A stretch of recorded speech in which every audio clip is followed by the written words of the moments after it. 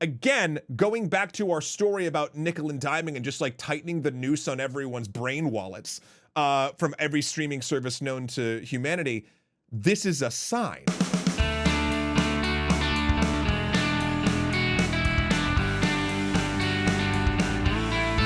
Good morning, Matt. Oh, good morning, Will. And good morning to all of you. Welcome to Extra Breakfast, the only show on the internet where we talk about this week's gaming and tech news, but that also isn't called Extra Breakfast anymore. What? It's not? I can say that might be the first one of these intros that is actually entirely true, but also, I guess, not really. Good morning, everybody. I'm Matt. That's Will over there. We talk to you sometimes in the mornings, preferably every week when we can, though last week we were off. And the big news of the week is you might have noticed possibly on the thumbnail and the wording that we're slowly going to be doing a little bit of a micro shift in titling here to better get across what this show is. We're actually going to be calling it something along the lines of Games for Breakfast past this point to make sure that everyone knows, like, that gives you more of a vibe than what is an extra breakfast? Is it just talking about what the hobbits do on their way to Mount Doom? No, we're actually talking about games and game culture in a morning style show. And we think that that might help along with some revamped thumbnails and things like that. So there'll be new graphics coming. We'll make a big deal of it when it hits. I like the Critical Role style of changing your show open, where they just like take 2 minutes at the beginning of one show to be like, we made the new one. Yeah. We'll get there eventually. Right, absolutely. I feel like this is very much like the cereal box rebranding thing, right? Or like the oops all berries kicks, right? Where the berries aren't actually different. You just think they are because they're different colors. Right. It's just that, right? It's not a different mouthfeel. It's just your brain thinks it is. Nope. Same mouthfeel, same gaming news, different title and thumbnail. Two different words. Yeah, two new words. One less old word. One less old word. But that way, people that don't know, like, because we want a lot of people, people to come in and whatnot that might not be familiar with, say, extra credits. And so if you weren't familiar with that, even if you were familiar with that, actually, Janet, in the comments, please let us know if, like, when you saw Extra Breakfast the first time, did you have any idea what it was? Just the title. Because, like, the Twitch side of things, Brad, you've known this show for 5 years. And long. It's so long. We've had a lot of meals together, Will. It's true. We have. We've chatted about a lot of gaming news. That's even more true than the number of meals, given that most of the things that I've usually been eating on this program can't be counted as meals. Oh, yeah, that's very, very true. Monster and a power bar does not a meal make. Oh, wow. This is actually terrifyingly scary. NX, we watched you guys for probably longer than 5 years. Sources confirm NX has been NX has been subscribed to us for 52 months. Right. Twitch. Like a legit OG Omega level secret tier boss. Correct. And like a legit Omega level super secret tier boss, they do have the legit Omega super secret double special founder badge here on Twitch. So all the way. Right? Anyway, we hope that it'll make it a little more clear. I think it'll be fun. And so we'll be doing little micro tweaks as we go, as moving forward. What did your eyes just went huge, Will, and I don't know. So there's a way that here on Twitch you can see how long someone's been following. Daft Techno has been following the channel for 5 years, 9 months, 13 days, 13 hours. That's a very long time. Well, I'm real happy to be a part of that 13th to 14th hour. I think that's right. Yeah, absolutely. Yeah, 100%. Now everyone's just flooding the chat with how long they've been. No, don't worry about it. That's very nice to see, though. Yeah, it is. It is. Importantly, two quick other programming notes as we get started. Number one, hopefully, I said number one. No, I'm sorry, I misheard. Right. Okay. Great. Hopefully this is the end of our weird on again, off again schedule. Matt's hopefully back. I generally don't have as many weekend trips as Matt does. This year has been crazy, both work and personal. I don't think I've moved around this much since the Wii Balance board. I've just been traveling nonstop, and I'm super psyched for the month of October. I'm here, baby. Like, I'm Excellent. around. It's good because we can. It's funny. Even when Jeff Cat and I were out at PAX West and we did our panel out there, we got some FaceTime. We sort of like we finally got to like discuss things that we want to do on the YouTube side of things and the talk show side of things and all these things that we've talked to Will about since. And it's going to be nice to have full weeks to have time to start like doing that. So I'm very excited to just have an actual full week's momentum behind me. Absolutely. And then the other one is we're putting out an invitation to Janet. Because Brad knows about this, but Janet, you might not know. So You're cordially invited. Cordially invited to Free-to-Play Fridays. It's a new community thing that we're doing on Fridays here on the Twitch channel. We're going to be playing free-to-play games expressly so that you can join in for the low cost of hopefully nothing. What's in the dock this week? Do you know what game it's going to be? We're going to be playing Honkai Star Rail. Because everyone's like, we want to see, because some people have strong feelings about gacha games, and some people have different but equally strong feelings about gacha games. So we're going to be going through that and taking a look at it and seeing how far I can free to play my way through and what free really means, and it's going to be a good time. Yeah, nice. Yeah, good deal. Yeah. And this week, dear friends, we have a lot more quick stories than we do full stories. It's funny, the weeks that we tend to take off of extra breakfast tend to be the heaviest weeks, and then the entirety of the news cycle is just plowed through them, and then we want to say our piece on them, but we want to make sure it's still relevant to you all. So we got a lot of quick ones before we get to the meaty bits. Yeah. All right. So first up, there's now a series going to be based on Squid Game that's a game show where people are going to be playing for millions of dollars in cash in Squid Game style game shows. If there was ever a decision made at a company that said, I don't understand what our product meant. Right. This is it. Now, I'm, of course, thinking of the show Squid Game as a piece of art, a piece of culture that represents the emotional plight of a group of people in a incredibly off-the-wall, too crazy for real-life situation. Whereas Netflix just sees it as a way to do all of the things that the show was speaking against, but I guess no one got the memo. Granted, it'll probably make them money. They probably weren't willing to read the subtitles, so they didn't actually watch the show. Look, this is probably very financially smart for them. It's just so tone deaf.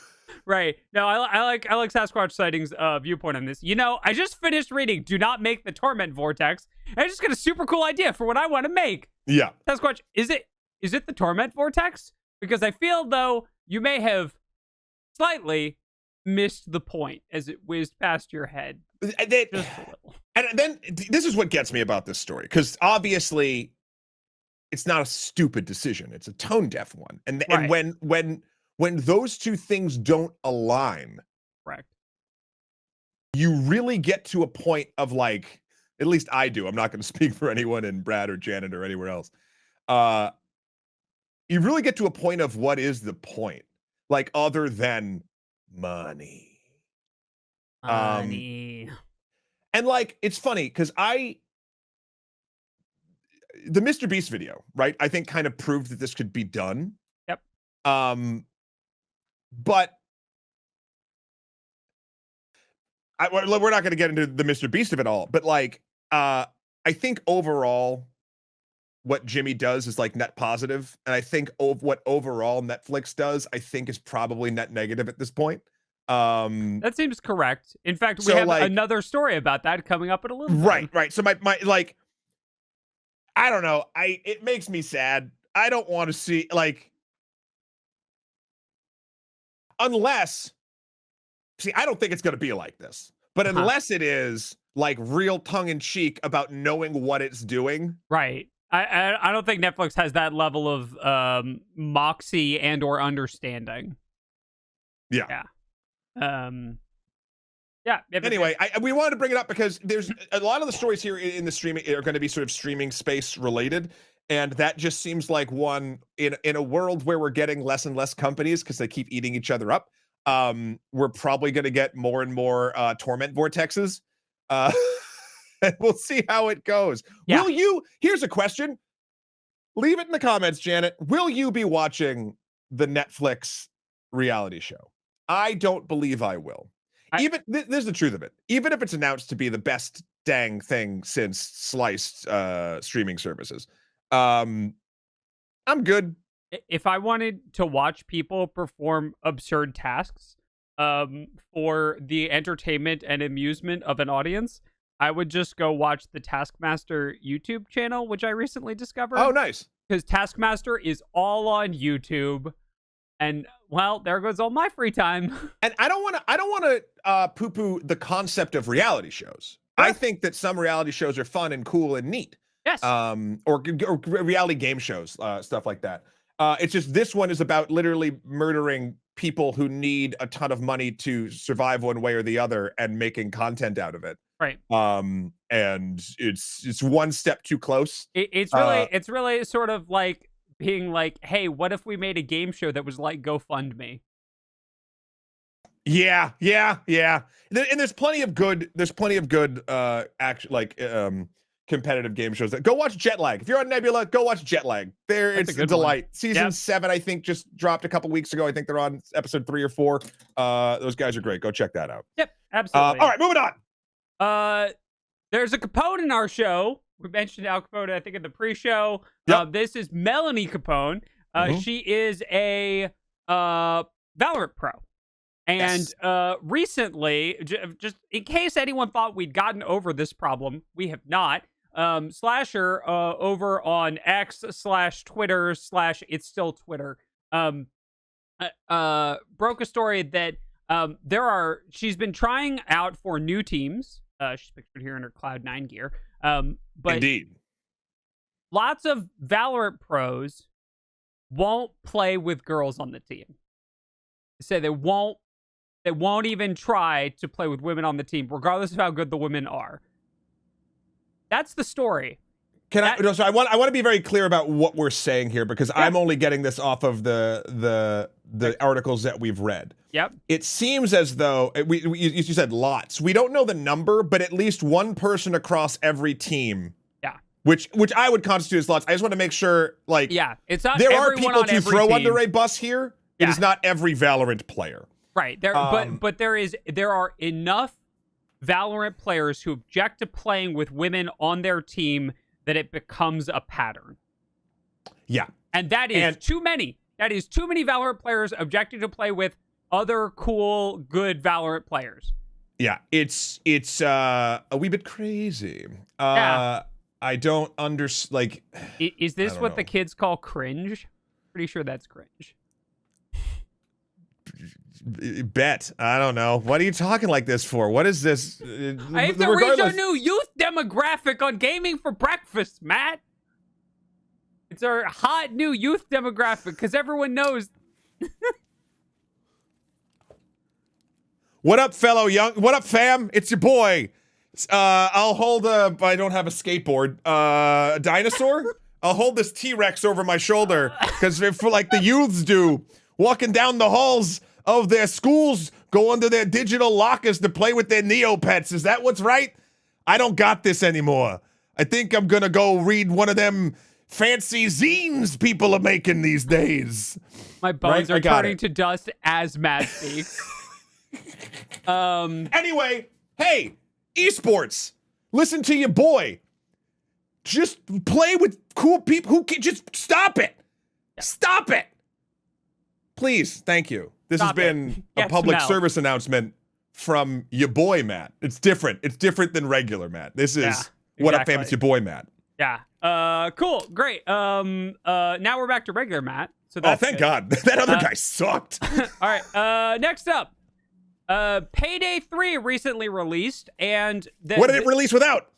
It released without Denuvo. It actually pulled Denuvo several days before launch. Now, its launch has not gone spectacularly. We should be very clear about that. Its launch has been a little buggy. It's had some server queue problems, even to play single player.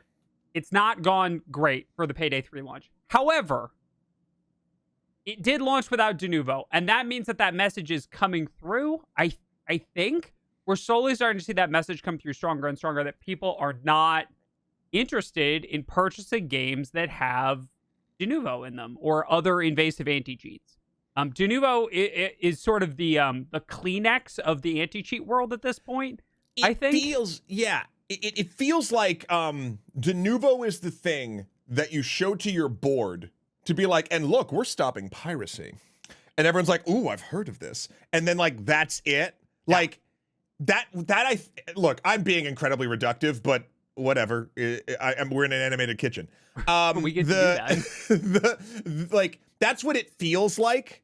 Like it's the catch-all for people that want to try to deal with anti-cheat and/or piracy, but don't want to like handle it on their. They don't want to get their hands dirty with it. Like they don't want to think about it too much. They don't want to like actually do the outrage to be like, hey, if you pirated our game and like it, here's a way for you to purchase it. That it's the thing you do when you don't want to think about a problem. Like it's also I don't have the statistics in front of me, but it's also kind of a fake problem. Yes. Like the piracy, we're not going to go deep dive into, these are our quick stories, but piracy has long been seen as not on the high seas, mind you, like digital piracy. Right. It's like, how much money will you be losing from people that would have bought your thing? Sadly folds and puts away the Jolly Roger. No, we're not. We are not yet declaring ourselves independent. No, we have. Oh God, he's gone too far. Wow. So now we've made two different versions of ourselves. We have What Up, It's Your Boy Matt, and Pirate Will. So if there are action figures coming out, Hasbro, evil corporation Hasbro, if you could just make our action figures. When we finally get big enough that we get U2s of us, that's when we'll bring up What Up, It's Your Boy Matt, and Pirate Will. Dear God. Regardless. I just knocked my kid. Did you see that? I did. Keep going. Don't go. Am I sideways now? No. You're correct. Draw no further attention to the vague simulation that people are currently existing in. It's fine. Okay, fine. I'm going a lot on faith here. I just think that Denuvo, honestly, is a stopgap for an issue that's not real, but board members think will lose them money, so they slap a Band-Aid on it with this thing that doesn't really do the thing that it's supposed to be doing that well, and seems to slow down other elements of the game itself. Yep. So it's nice that people are speaking up, and maybe that's having some movement. Payday 3 seems to be an example of that. I do wish the launch went a little smoother, because that would have been a cleaner story, I guess. Yep. I'm very happy that the devs of Payday 3 decided to ditch it. Absolutely. Up next in good news, everyone. So the Writers Guild of America late last night announced that they have a tentative deal. Now, this does not mean that the Writers Guild strike is over. It means that they have the AMPTP has come back to the negotiating table and provided them with something that they feel that the negotiating team is willing to bring to the membership. So the WGA will no longer be picketing. They will instead be supporting the SAG-AFTRA pickets. So there will be just as many people on the picket line, but they'll be holding different signs in different places. And there will be an upcoming vote on the contents of that deal. As of time of recording, there have been no confirmed details about what's in the deal that have been released to the public. But yeah, WGA is still on strike, but the strike is heading towards a satisfying conclusion. Hopefully. Like, the idea, it's funny, when the studios came back with their very fair and final offer, I believe the WGA had some counters, and then they're still talking, which means it's a good thing. When the news outlets originally, I think, was it last week? Time is a blur. Was basically being like, there's going to be a deal. Like it seems like the writers are going to have a fair deal. That seemed to be more of a media push and ploy from the studios in a way. I agree. And then that got called out real quick. And I think the fact that, and again, this is all hyperbole, but it feels like the fact that that got shut down so completely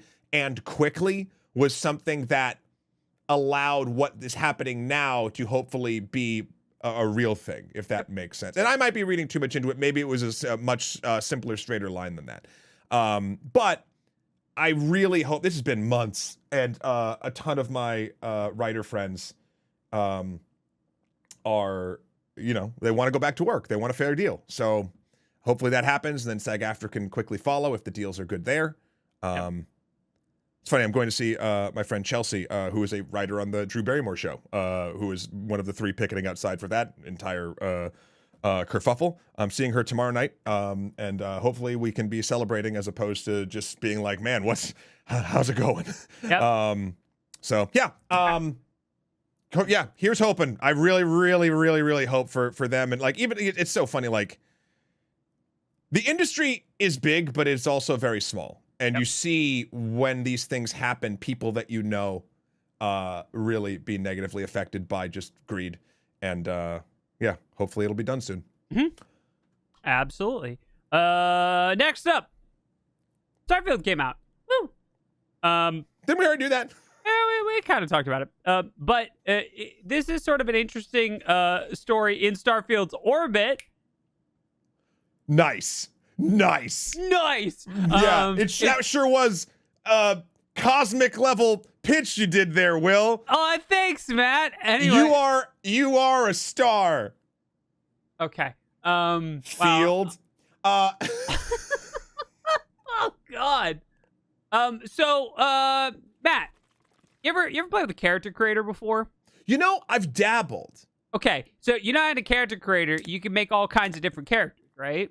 Yeah, so the goal would be, I would imagine, to make the player in a game like this, or with a character creator, feel like they have options to basically role play in a role-playing game, however many options that they would like to play. Right, okay, and so now we've got character creators that have the option for you to look however you want and be addressed however you want, because there are people of all genders with all body types, right? So you have... That's the goal. Right, okay, cool. The game has to ask you how you want to be addressed. Yeah, I would imagine so. Otherwise, how would it know? Right, okay, cool. So games have been asking for pronouns for a hot second, but when Starfield does it, some people lose their minds and decide that it's the end of the world. Now, we've talked about that briefly before. Some people go to the extent of creating a mod to remove that question from the character creator because they really don't like it. Now, the irony of this, of course, being that if you skip that part of the character creator, it defaults to they, them pronouns for the entire game, which is hilarious and such beautiful irony that I must deliciously But also correct? Right. Yeah, it's just correct. It's correct. But like the people who are super bent out of shape about this generally dislike singular they, them pronouns. But that's what you're getting if you skip that. Anyway, not important. What is important is that Nexus Mods told those people take a hike. Nexus Mods said, no, you can't host that here. Get it out of here. That's the story. Nexus Mod said, take a hike, take your bigotry with you, get it out. It has no place in our modding community. Goodbye. Yeah, good on Nexus Mods for doing that. I mean, they've been doing stuff like that for a little bit now. There was a mod back in the day that took the pride flags in Spider-Man that would remove them, and they said get lost on that one too. They wouldn't allow that there. It's nice to know where they stand, especially in a community like that. And they're getting. It's funny. I believe they said something like they've gotten pushback and threats of violence and like a bunch of other things toward them. And then their resolve was, so we know we made the right decision. It's like, yep. I love Nexus Mods. Yep. And it stinks that has to be, where we're at. But look, I can only hope the people that are, I'll just say visibly upset that this option exists are just doing it for the dumb rage bait Uh-huh. and not actively, truthfully feeling the way that like they're doing this sort of thing, or even crafting this mod that is now banned from Nexus. Because if that's really the feelings, there's some deeper stuff that they're going to need to get through in order to live any sort of remotely happy existence. And I hope they figure out what that is and they can get the help they need. That is, yep. Yeah. Much more productive than the minor annoyance that I was about to wish upon them every day for the rest of their lives. It's one damp sock, chat. Just the one. You wish your enemies a very long and healthy life with one damp sock perpetually. Isn't it wonderful? All right, let's talk about this new trend, I guess, that we're noticing. I mean, is it a trend we set? We are trend setters. Are we though? Oh yeah. I mean, I put it on my business card next to my fax machine. Trendsetter. Trendsetter. Matthew Krol. Trendsetter. Trendsetter. Jet setter. Irish setter. It's just I really want to corner all the setters. Yeah. Okay. Oh. So, two stories on this, but both of them sort of go back to the same fundamental idea, which is that it is getting more and more expensive to consume the same services on the internet. And we kind of wanted to like call out the trend as like a thing that we were paying attention to. So, first, if you're still on Twitter, and I'm technically still on Twitter, but I'm working on my Mastodon and my Blue Sky's up and running. Because Mastodon also, in a very brief story I have not looked into and didn't make our show notes, has been working on their major problem, which is onboarding. They've been working on streamlining onboarding, and that may be the thing that gets it to like real relevancy against Twitter. Maybe. Yeah. Twitter wants to charge everyone for using Twitter, not just Twitter Blue, but like everyone. So like have a Twitter account, it's going to cost money. There's interest. So, and this is the way that Twitter has been operating since what's his head decided to buy it at a loss, an incredible loss. He'll make a statement, a vague statement, that then could be interpreted a couple different ways, not change it, and then just do one element of that instantly without notice. So, like, there's no policy right now on Twitter about how charging everyone would work. There's no anything like that. It was brought up that that's what they need to do to sort of bring revenue up / make sure bots aren't there. We all know what bot problem is there. Yes, bots, aka everyone who disagrees with the elongated muskrat. So it's funny, who knows? I mean, I still use Twitter to post some go lives for the podcast, for the stuff on Twitch. I know the company, our company EC, uses it to do launches and get announcements out, etc. And I use it on a personal level to just I honestly say hi or chat with people that I like.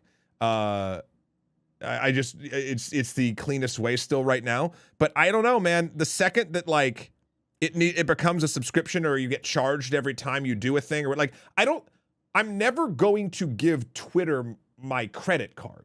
So like yes, so they've proven that believe me, most places I give my credit card have had enough leaks and whatever and like hacks and things that it's not terribly safe there as well. But like on principle, like what the company's core beliefs and values are of Twitter, I will not give my credit card information to. So if this does come to pass, the limited way that I involve with it will go away.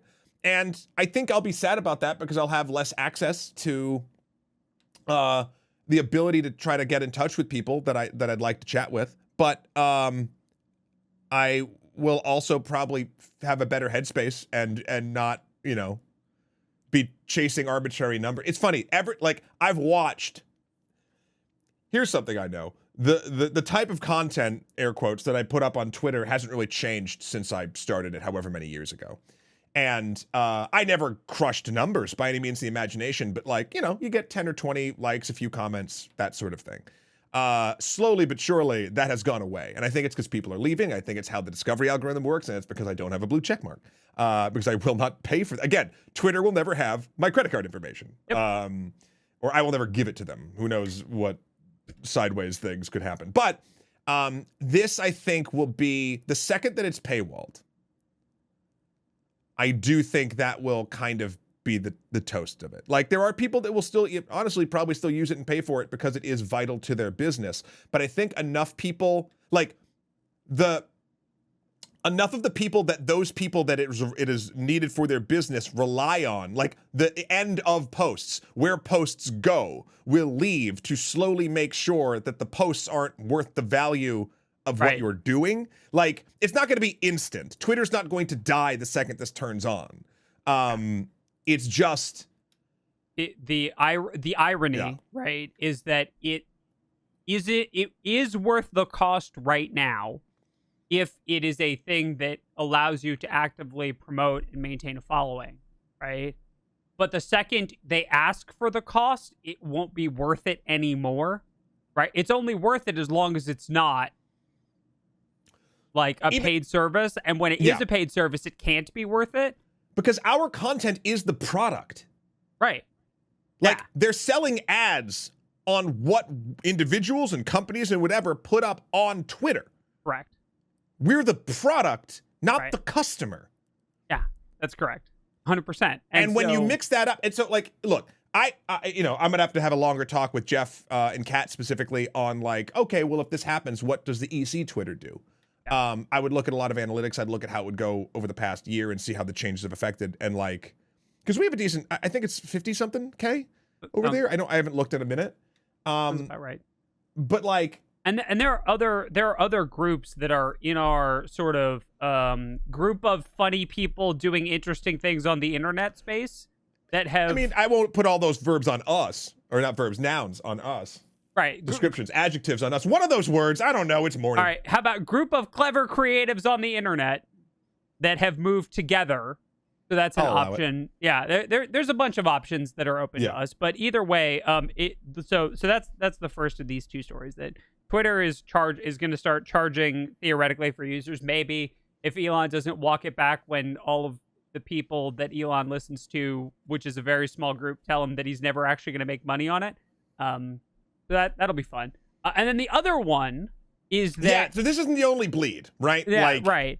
Amazon announced that your Amazon Prime subscription, for which you pay, will no longer grant you ad-free viewing of Amazon Prime videos, and that will be an additional charge per month.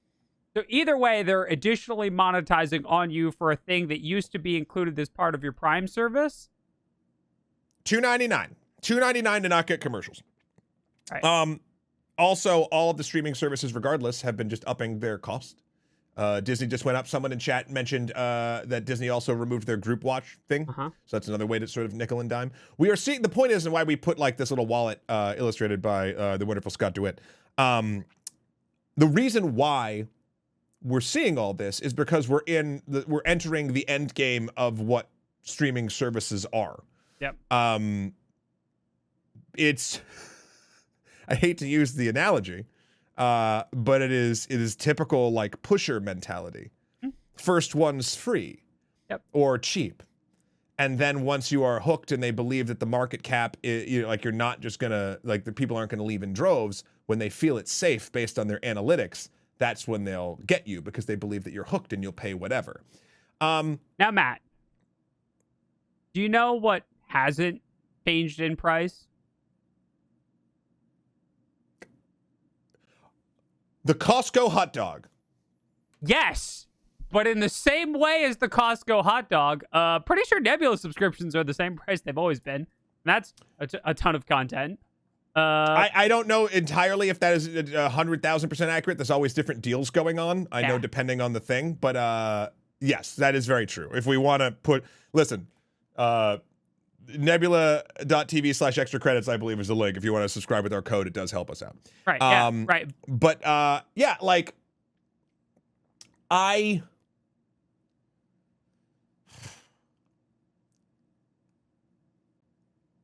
it's going to get to a point, especially with where the economy is right now and how squeezed people are, that I don't think people are just going to leave these on forever. Especially people whose, like, I can retroactively justify some spend because it's media and I need to stay up on things such as either for the podcast or for the channel or like whatever. Like there's people that are making content off of content might be able to justify. But I'm trying to think if Brad, right now, tell us right now, and then Janet, leave it in the comments. What do you think? Like, where are you now in this streaming space? Do you subscribe to all the major ones? Have you had to knock back because the prices have been going up? Like, do you ping pong based on what's coming out? Like, and we can read it sort of as we keep going, but I'm just curious because for a fact, I think I subscribe to 3, 4, regardless of the services, and I will not go higher than that for whatever arbitrary reason in my brain. Like I won't do a 5th or 6th or 7th. Mm-hmm. So whenever I need something on a different service, I cancel one. Yep. I go to the other. I think we've got Max, Disney Plus, and Max is shortlisted to go away, but I want to watch Doctor Who first. Netflix. But I haven't watched Netflix in a hot second. And then Twitch Turbo, because it's now the other thing too that Matt and I need to be clear about is, and this is really weird, our subscriptions are business expenses. Like not that the company pays for them, but when we do our taxes at the end of the year, we get to write those off as market research because it's important for us to know what's going on in all these spaces. Yeah. Right. So like we do get to write that off. So our view of that is a little slanted. Because 1,000%. Right, just disclaimer, because we're Americans and we file taxes in the weird American way that's hopefully will change soon. Fingers, toes, I've crossed and recrossed my fingers. Yes, soon, right? And just for clarity, no, RC, we're not writing off the full cost. No. Yeah, there's just a lot of stuff coming in. Let us know too. And tweet at us if you're watching this over on Nebula with no mid-roll ads. Or Blue Sky us or. Oh yeah, you have to Blue Sky us now. Well, you don't have to. We're all around. Again, until they start charging, we can still see what you're saying. Yeah. Anyway, my point is, and I think the reason why I want to talk about this, we just have to. The goal here is for us not to notice. Right.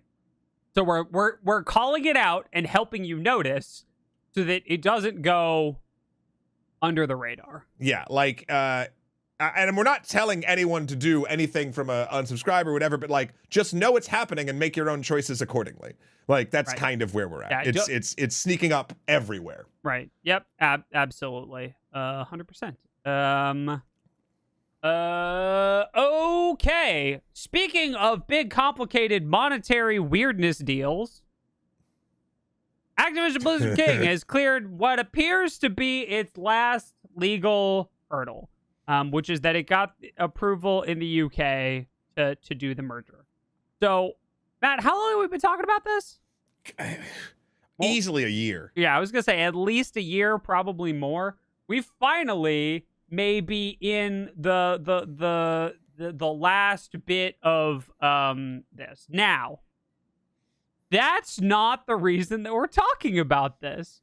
The reason that we're talking about this is something really funny happened. They had to pass on a bunch of documents for disclosure to the FTC and a bunch of other regulatory agencies as like this deal like finally clicks through and everything else. And they whoopsied and leaked a bunch of their own stuff online, which I think is just hilarious. Yes, 1,000%. It's just funny. Before we get into that main bit, I do want to have a bit of clarity here. So why does the UK get to approve an American corporate sale? Great question. They don't, but there is a large market in the UK. Right. And so since they are a global company, Yes. they need to make sure as many places as possible they can still do business in. And if their merger would happen and that would cause a problem in a large market, they need to find ways around that or abandon that market. And I believe they've kind of threatened to do that back and forth in this process. And the solution they did, which we're not going to get into, is like they're moving their cloud streaming stuff to like, they're licensing it to Ubisoft to like make it fair. Look, that's too deep. I'm not going in. It's odd. You can look it up. But we wanted to talk about the disclosure documents and like how that leaked over the last 2 weeks because and everyone was kind of like, where did this come from? Like what happened? Like and it turned out it was Xbox. Xbox did the thing because they disclosed it. Did someone in the room accidentally say Xbox post the documents? Pretty sure someone accidentally voice activated their Xbox and posted their documents there. So I think that and by the way, another important note, there's a big difference between us looking at and making fun of the company for leaking their own documents because they did something incorrectly and someone illicitly taking those documents from the company. Yes. Like, ideologically, there's a huge gap there, right? Yep. This is funny because they did it to themselves. Nobody acted maliciously. The company acted incompetently. And that's a very big... There's a huge difference between someone acting maliciously against the company and the company just being incompetent, right? Yeah. We're not here for people maliciously taking documents and stealing them and posting them. That's not a good thing, right? Incompetence, though... we reserve the right to point and laugh at. So, yeah. And to Blue's thing here, like there's tons of stuff. There was things on the new Xbox design about how it might be, only like digital only. There's stuff about them wanting to buy Valve or Nintendo, which after this Activision, purchase, Microsoft would want to buy everything if they could. That didn't surprise me. Right. And it's funny because like nothing I saw, and correct me if I'm wrong, Will or anybody else, but like nothing I saw in the leaks was like, I think there's poor decisions or poor choices, but nothing like evil, like beyond regular corporation nonsense. Yeah. Like, yeah, they were thinking about maybe they could buy out Nintendo if X, Y, and Z happened. Like, I don't agree with that. I hope it doesn't happen, but like, that's how companies do. Like, it's not like they were being, evil or malicious in that way.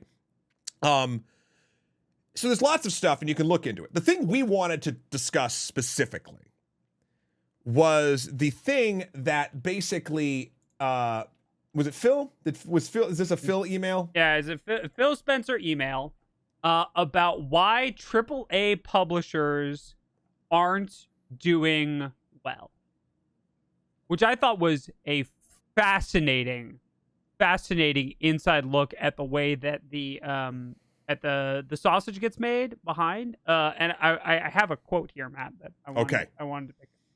In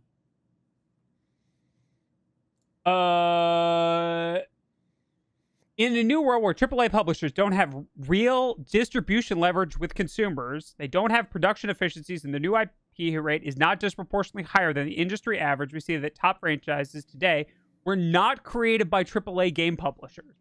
Games like Fortnite, Roblox, Minecraft, Candy Crush, Clash Royale, Dota 2, etc. were all created by independent studios with full access to distribution.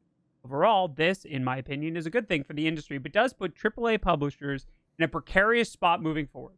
AAA publishers are milking their top franchises, but struggling to refill their portfolio of hit franchises. Most AAA publishers are riding the success of franchises created 10 plus years ago, period. Now, there's reasons for that. Yes. The way that, like, let's look at their examples of successes. So they had Fortnite, Roblox, Minecraft, Candy Crush, Clash Royale, Dota 2, etc. Yeah. And Zago says, I want shorter games with worse graphics made by people paid more, do a lot less. Yeah, same. Like that's 100%. We've seen that can be very, very good. Yeah. That's one aspect. I do want to get to that. But all of the games that they listed as successes are free-to-play models that have no end. That's correct. They're all endless free-to-plays. Now, I don't disagree with them about the franchisiness, but I would argue that, to be perfectly honest, it's so interesting when you talk about the concept of IP. Yeah. How no IPs have been really, in the last 10 years. Like, you could kind of say that about all media, except when you think about things that have had runaway success, not even like things that are not are not IPs yet and are still not considered IPs that are still successful. Let's look at something like Everything Everywhere All at Once. Yeah. Movie, not an IP the way Phil is talking about an IP, but technically you could call it an IP. They're also not going to milk that IP for everything that they can squeeze out of it, because the point of that piece of art is not the IP, it's the piece of art. Yeah. Right? I'm trying to think of something in the game space that is remotely similar from a AAA studio, and I think the interesting thing is I think Phil does really hit it on the head is a part previous, how the reason why AAA publishers used to have prominence is they would be the sort of the way that a game got to a physical store's shelf. Yes. And now most stuff either comes to Steam or an online platform, or some of their own proprietary digital storefronts or splash pages or launchers that are not as good as those things, or an Xbox Live, etc. So what publishers have to do is, it's a different gamble proposition. They have to do this crazy ballooned budget of $200-300 million on a property to make it like still worthwhile in their own system, that would then, like, they're basically doing a gamble on one big thing as opposed to a ton of little things. And what's the safest bet to do a gamble on a big thing than a name that has been recognized for 10 plus years? You know what I mean? Like, so their model and their gamble makes sense, but the way that the industry has moved to get to this point makes that gamble so much more dangerous. Yeah. I also think, and this is really important.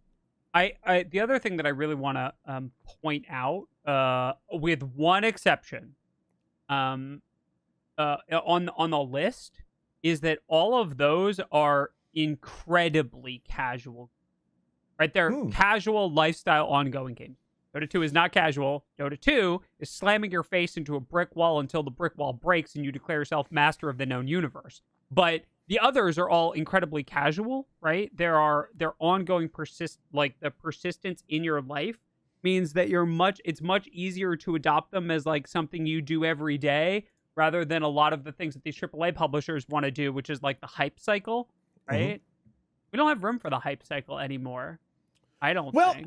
In the same way. We do, but I've long said that we only have room for a specific type of thing in a specific time. Like, everything can't be in hype cycle at the same time, and those things can't be similar. I've long said, even though Marvel, in my opinion, is kind of on the downswing, that on a cultural level, we have room for one giant shared universe that everyone's talking about at one time. And I'm being very reductive in that statement, but like, there's a reason why nothing has hit those heights in that way as Marvel, because I think Marvel was eating up all of the air. Yeah. When it comes to games, what I was saying before, it's more dangerous for them to rely on this. It's the gamble. It's dangerous for the company, because if their game doesn't hit, they've burned everything for it. It's the Dragon Ball Z problem. I'm putting everything I've got into this next attack. Right. Terrible idea. If you miss, you're screwed. Yeah. And it's interesting. You can even see it in a microcosm. I don't fully agree with this, but I get where they're coming from. Like, it was GOT, then MCU, and now it's gaming, and it's Baldur's Gate 3. Like, those are all, in my opinion, different subsections of where a hype cycle could go. Like, Game of Thrones wasn't eating the Marvel Cinematic Universe's lunch, because Game of Thrones was one place that was a television show that was sort of like a weekly event for people to come back to in a quicker amount of time, even between seasons. The MCU is a story that they were building and expanding on across the thing. And now, with Baldur's Gate 3, it's less of a continual drip feed of stuff, but it's just so good that people are still interested in it. I also think, and this is really important, that we've got, there's a huge amount of, I don't want to put this, silos for hype, right? I think that's kind of what I was getting at. Yeah, that, like, Baldur's Gate 3 has a lot of hype densely located in D&D nerds, right? there is an entire group of people who have no idea what Baldur's Gate 3 is about. Now, I know, Janet and Brad, you're both going to be like, how could anyone not? That's because you are so deeply entrenched in the subculture, right? The D&D nerd overlapping niche subculture that, of course, everyone knows about it, right? But I promise you there are people that don't, right? Yeah, and I think Baldur's Gate 3 has done a lot to get more people in to that space as well for people that don't know it. Like, I feel like people are getting more into it because the hype cycle feeds itself. Yeah. Yeah, absolutely. I'll be curious, and we won't know this for a long time, but it's hard to not put Starfield and Baldur's Gate 3 sort of next to each other in like the what are they doing for their companies and what are they doing for the industry and everything. And I'm wondering, overall, because I think Starfield did outsell Baldur's Gate 3, so I don't. I would be shocked. I would if imagine it did. Yeah. But the conversation in the mainstreamish sort of gaming news cycles that I go through has still been more about Baldur's Gate 3 than it has been of Starfield. That's not saying that one game is better than the other.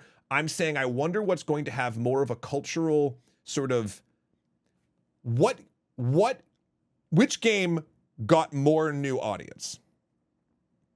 Do you know what I mean? Like, and I don't know that because it seems like the majority of people that are happy with Starfield are the people that were already Bethesda fans.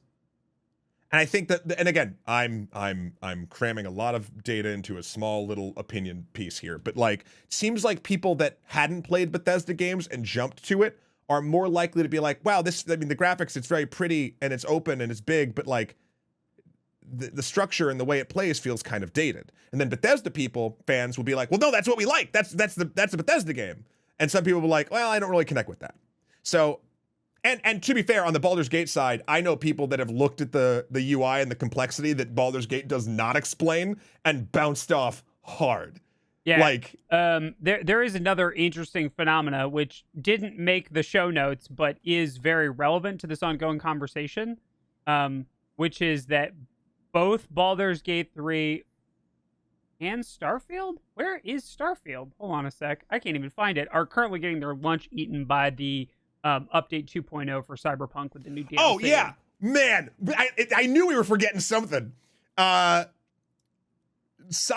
so I haven't played it yet, but I've reviewed the 2.0. And what do you got, Will? You look shocked. Yeah, I'm very shocked. At right now, at this moment, on Twitch, which is sort of we're going to take that as a reasonably randomized sample of what people are interested in watching. Okay. Cyberpunk 2077 has 164,000 viewers as a category. Okay. Baldur's Gate 3 has 8.8 thousand. Yep. Starfield has 5.1. So even closer to Starfield's release, even while it's still in the Starfield, there's a tag for new games, right? To help boost engagement with new directories. Starfield still has that tag. The other two do not. Even with that leverage, Starfield is still trailing behind Baldur's Gate 3 and is absolutely getting its lunch eaten by Cyberpunk, which is very interesting. Well, yeah, and actually, it's funny. Yogurt brings up a good point, a delicious point, some might say. Starfield's not a very streamable game. I agree. I don't personally think Baldur's Gate 3 is a terribly streamable game either. So this is the interesting thing. I think Baldur's Gate 3 is for people that want an interactive story with people being chaos gremlins throughout it. Because I think the narrative of Baldur's Gate 3 is interesting to watch. I do not know, nor have I heard enough good things that would warrant Starfield's story. I don't think anyone, and I hope I am wrong, but I don't think anyone's on the edge of their seat to figure out what happens to the NPCs in Starfield. Yeah. I haven't heard about it. I've heard a lot of opinions about the Baldur's Gate 3 characters. Yeah. Someone was asking about default Twitch games in comparison. That's a very good point. Cyberpunk 2077 is currently behind Grand Theft Auto 5 and EA Sports FC 24 and ahead of League of Legends and Valorant and CSGO. And Cyberpunk, because it is so narrative and people, I think people are, it's interesting. We're at the end of the train wreck. Like, Cyberpunk has left such a scar on on the gaming zeitgeist that everyone loves a redemption arc. And everybody did the pile-on here, and it seems like after this point, they've made good. I still need to check it out. And I gotta say, I went back 6 months ago-ish, 5 months ago, and finished like almost nearly 100%ed Cyberpunk. Like, I did everything on the map, at least.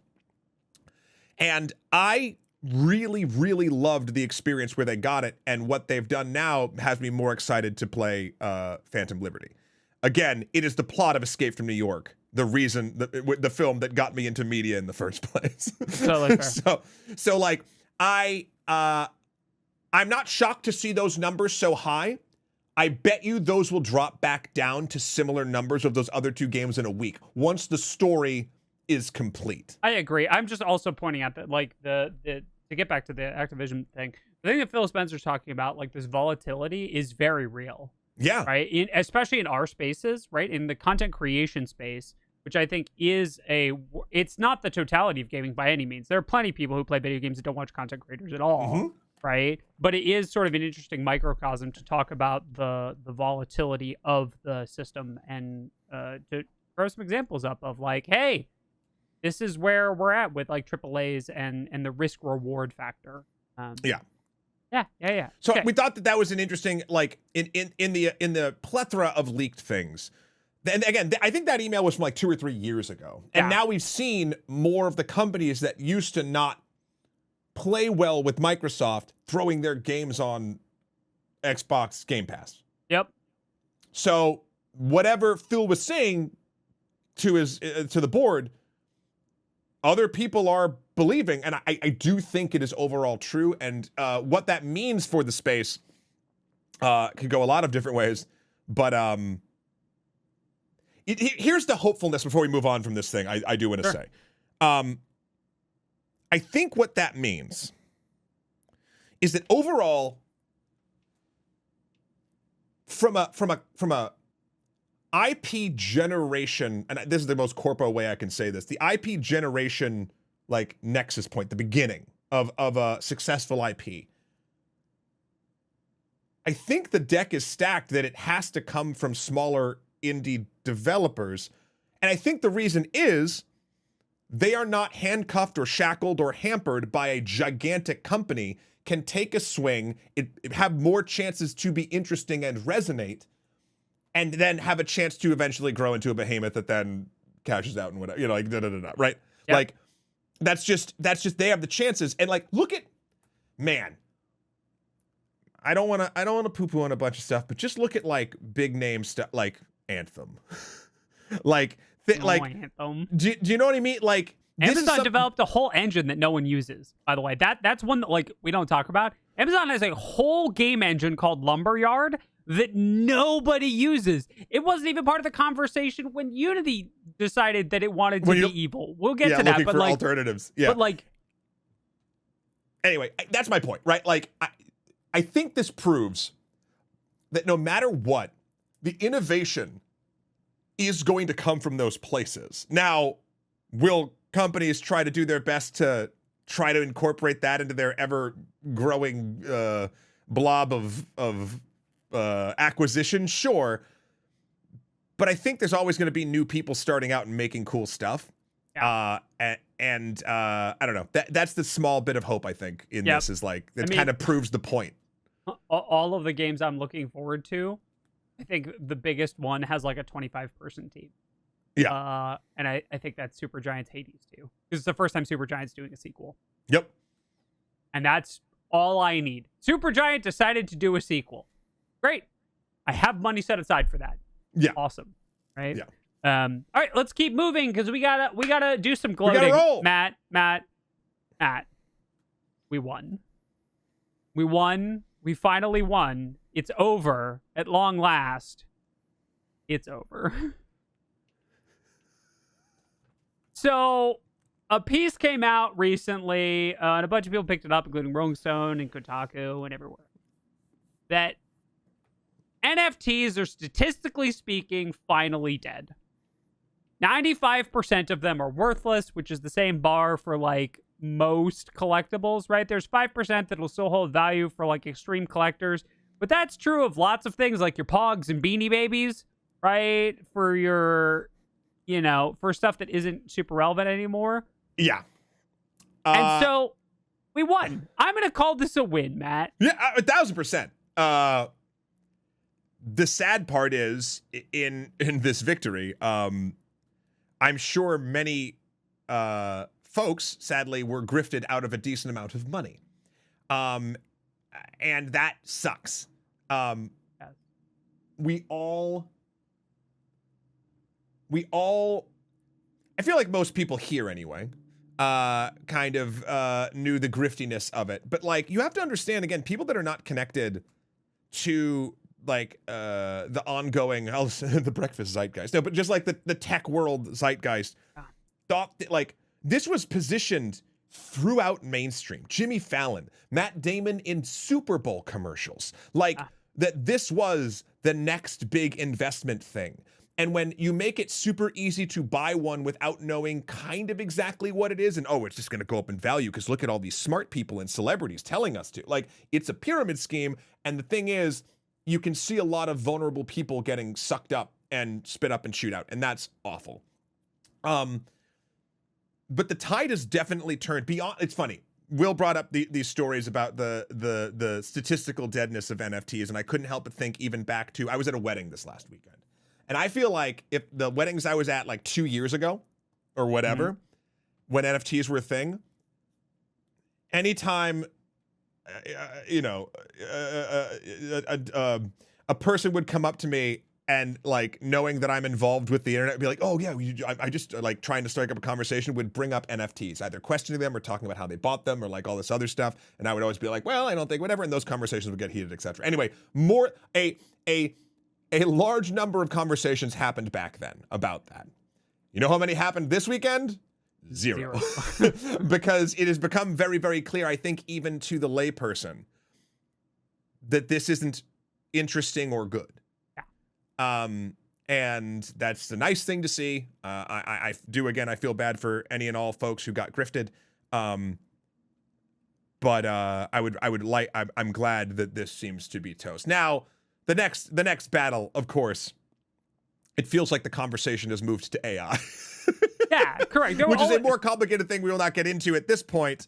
But it does feel like the AI conversation is helping to eat the NFT conversation's lunch, because I feel like pro or against AI, you are passionate about what you think about AI. Yes. Is there one among us passionate about NFTs at this point? I think not. Anyway, glad to see him gone. Yeah. All right. Let's talk about the other big story that aired the day after our last episode. So, yeah. So, if you're watching this on YouTube, this will seem new to you, but Twitch has seen this before. So we're gonna do a bit of a disclaimer. We're gonna do some stuff out of order. This is being shot on Monday the 25th. To air on the 26th. Correct. Last week on the 21st, Jeff and I sat down for a design club on this topic, which will be coming out Friday the 29th. So the thing that you're seeing now, if you're on YouTube, was shot second, but you're seeing it first. And the thing on Friday will have been shot first and you're seeing it second, okay? So if you want a more industry-oriented, in-depth look at this, that's like, I think I finished the edit. It's about an hour and 10 long on just this topic. Stay tuned Friday. We're putting out an extra episode of Design Club. But if you want to see us discuss it with a cat, then stick around, because buckle up. I got bad news for you. I know, there's another cat. But this cat comes out first for everybody. It's true. Ha, ha, ha, ha, ha, ha, ha. What do you think, Sozo? You good? Oh. Yeah. She's just being a sleepy floof. So, let's go over the story real in brief in case you have not heard about this. Unity is a game engine. All games are built on game engines. Unity is the most popular of them. They decided that they were not making, or they came to the conclusion that they were not making enough money to remain financially viable. That is the thing that companies decide, and that happens. Unity decided that the response to this was that they were going to begin charging people for every time their games got installed.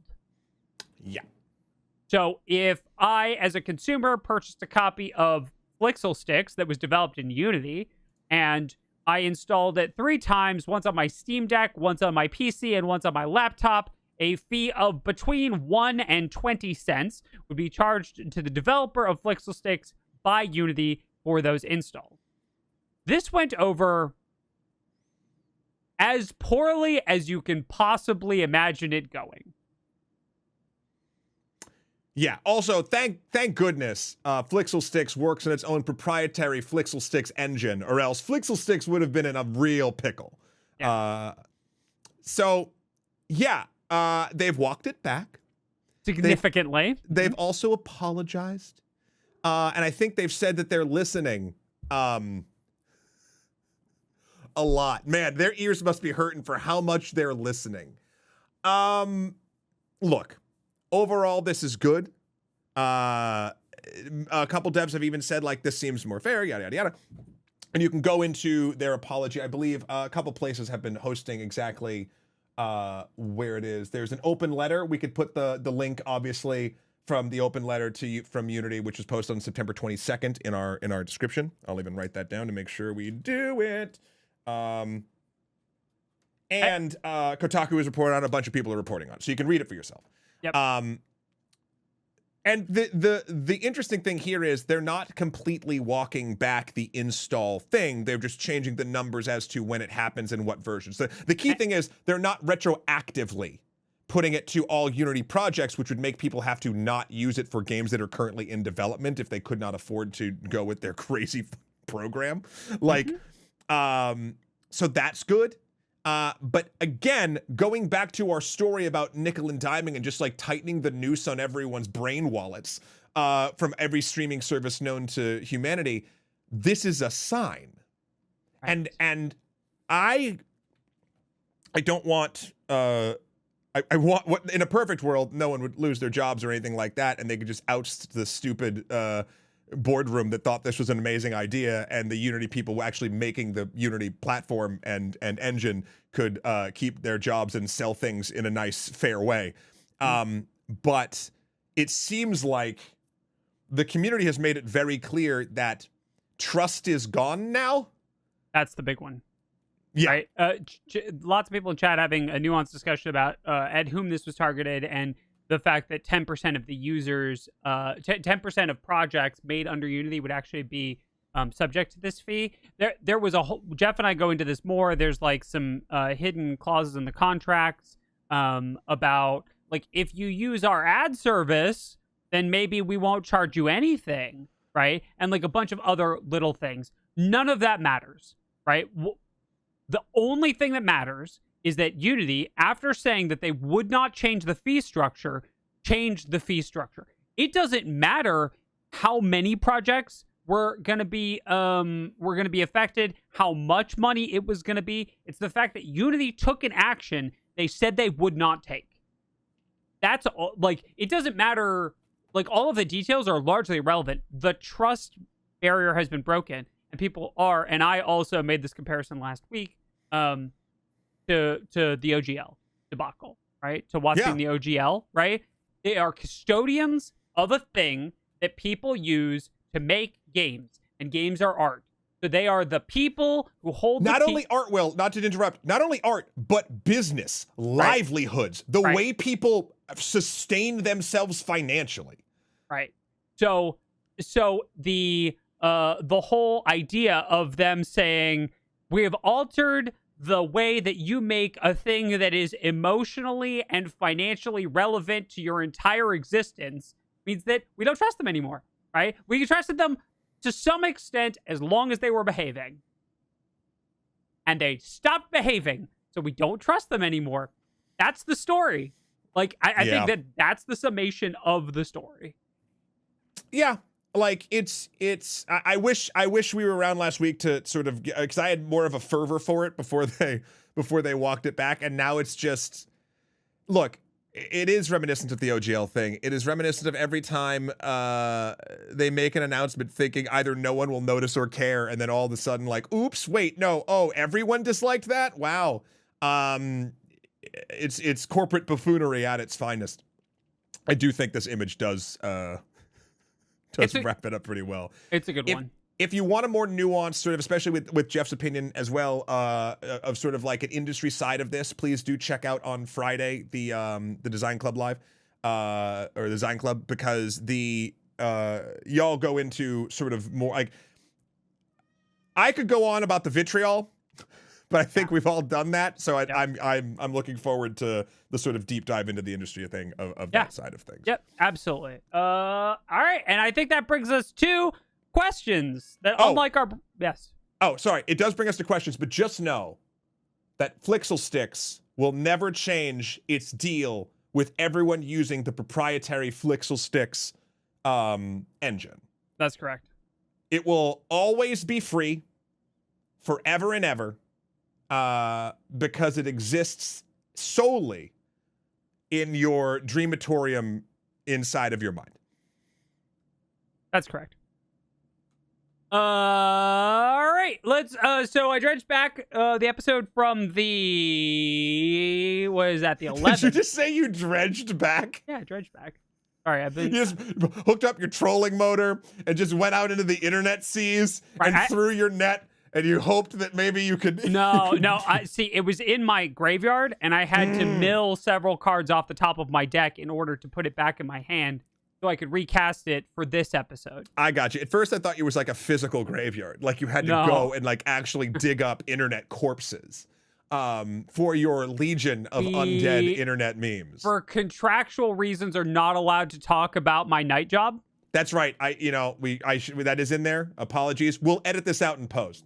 Right. Okay. So first question comes to us from Bendy3768. It's a very good one. I like this question a lot. Hey, Matt, I was wondering, do you actually have a professor outfit like the one that your bean wears for extra history? Which is maybe one of my favorite questions that we've gotten so far. So, short answer is no, though I do have a suit that looks close to it. What I've never been able to find, and this is, hey, homework assignment for Brad or Janet. If you can find me, because, this is going too deep into it. Way back in the day, when I started narrating, I wear this hat. I love this hat so much. It's got the Super Famicom colored buttons on it. And so when we were looking at the professor outfit, I knew I wouldn't be wearing my hat, but I still wanted a little bit of me and my flavor in it. And I don't know if people have noticed, but these buttons work as two different color cufflinks on each side of the dress shirt. So I have a suit jacket that is remotely that color, and a suit as well. I wore it to a rehearsal dinner, actually, this weekend.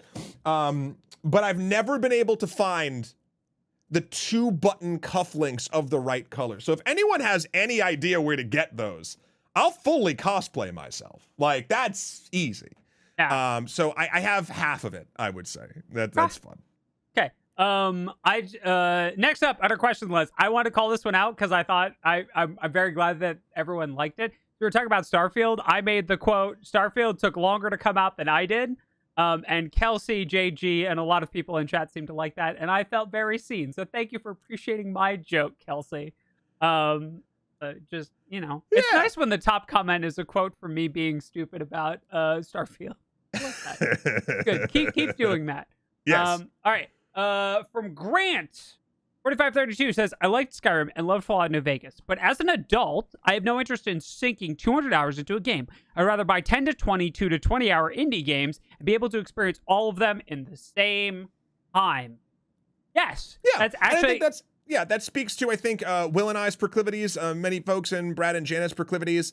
It is important to note, and I don't have the sort of the financial documents to sort of back this up, but it feels like there are now two very distinct groups of people who play games. Yes. And I think it has to do with, I won't even put it into ages. It's people that have a lot of time and people that don't have a lot of time. Yep. And I think a lot of us who don't have a lot of time really do want to experience moving moments in games, but don't, like, to this question's or the statement's point, don't have time for it. And so, yeah, I am 1,000% in agreement. I don't want to discount, however, the people that are still in the space and do have the time that do want those things. They're still there, and I think that's why it's being made, but I'm wondering how much the industry is shifting, like, overall. Yep. And if it is going closer to our direction, will the industry pivot quick enough to, like, capitalize on that? Yeah, I think that's a really good question. I wanna answer this one from Corrosis. If the reason Starfield is not loved, if that's the reason Starfield not loved, then explain Baldur's Gate 3 being wildly popular. Very simple, Corrosis. Very, very simple. They occupy different media slots. Starfield occupies the media slot of a game. Baldur's Gate 3 occupies the overlap between a game and a television show, because the drama that plays out in that feeds a different kind of media niche, I think, than Starfield does. Starfield, I haven't played it, right? But given the volume of traffic that we're hearing is not about the story, is not about the journey, is just about the gameplay and the mining and the everything else. It's about exploration, which is interesting if the stuff you're exploring isn't. Yes. Yeah, 100%. Yeah, it's that versus Baldur's Gate 3, which has sort of the Game of Thrones, magicians, right? Pick your series. Or just what Famerica's saying, it's me playing D&D without my group. Yep. And I think that's something that a lot of D&D players, because scheduling is such or any tabletop RPG, honestly, scheduling is so nightmarish. Mm-hmm. That is a great feeling to be able to have in the pinch when you can't get your friends together to play. Yep, absolutely. And then our last comment comes to us from Akragi, which says, "Glad the Unity announcement was a day late to make this list because we might not have heard about Starfield." You're right, because the second the Unity announcement dropped, no one was talking about Starfield, and I do think that's another thing that really hurt Starfield. Was that, and this is true of us and of a lot of the places that we read our news, and that the game journalism sort of space has in general. It has very limited bandwidth. And so when something like Unity happens, all of the games that just got released get pushed out temporarily. Right? I think Mortal Kombat 1 might have taken a small hit based on this thing, too. I think MK1 did, right? Again, I know Mortal Kombat at this point, its brand name recognition is probably wider than Baldur's Gate or Starfield, but it was never going to do the numbers, like, based on cultural importance, etc. Side note, we had a great time last 2 weeks playing through the story mode of Mortal Kombat 1. Yep. What a those VODs are still up on the Twitch channel if you're interested. It was such a blast. I got way more emotional than I should have. By the way, Mortal Kombat 1 right now, 47,000 viewers. So it is, it is handily beating both Starfield and Baldur's Gate 3. Now, well, Brad, let's talk after in the post show, which Janet, everyone who's watching this on YouTube or Nebula, you can come watch this live on Twitch on Mondays at 11 a.m. Eastern Standard Time. There's a pre-show and a post show. In post show, I'm going to quiz you folks to see if you'd be interested in watching me try to actually, like, now we've done the story, get good at Mortal Kombat 1 again. Like, there's tons of different ways to practice. So, yeah. Yep. And I think that is going to do it for our show today. Okay. Well, this was a good one. I liked it. And we have half a new title. Half a new title. I don't know. I think the Games for Breakfast is a little bit clearer. At least gets the vibe around. And it's also part of a balanced breakfast of knowledge and passion and That's art and IP and bleeding your customer base dry. But Matt, I mean, that's gaming. Right? Absolutely. 100%. But you know, Matt, no matter how much we change the name or the thumbnail, one thing here on this show, which we're now calling Gaming for Breakfast, is never going to change. And that is Games for Breakfast, Will. Get the new half title right. We'll have a meeting to workshop that. One thing about the new show, Something for Breakfast, that's never going to change is Matt's patented sign-off, the same one he does every week. That's right. It's always the same. I need you to know that I will be a bastion of consistency in these turbulent times. The end of the show will never veer, will never change from what it has been for 5+ years over on Twitch when we moved over here. It's going to be the exact same thing. Yep. So, I guess I'll just go into it, if that's all right. Yeah, 100%. Okay, here we go. This is our sign-off, as always. Thank you for watching. Okay, so, bad news. I mean, great news. Flixel Sticks actually will now be charging you every time you say the word Flixel Sticks. It's in the new contract. You all already signed it because we made it up. So now, if you want to just enter your credit card information into the comments below, then that should get us where we need to go. And then you'll have proprietary licenses until we alter the deal further. I'm a capitalism scientist.